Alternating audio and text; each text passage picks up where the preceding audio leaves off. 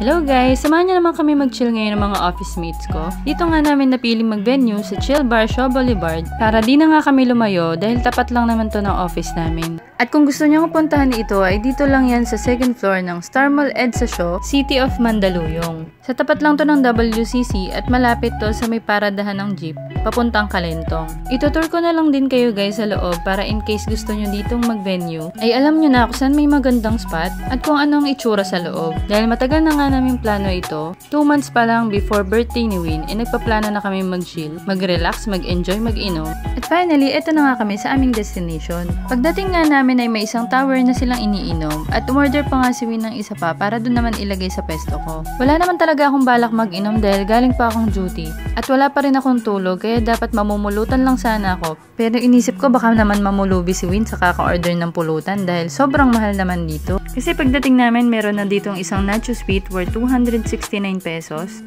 4-piece worth 299 pesos. Yan yung halo-halong popcorn, fries, kropek at mani. At chicken tenders worth 299 din.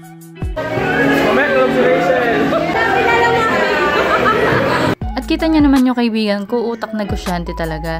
Pagkatapos niya gumastos dito sa chill bar, isinigurado agad niya na may magiging kapalit agad yung gagastusin niya dito, kaya nagbenta siya sa amin ng items niya. O diba ang wais? Ikaw na talaga, Winchu.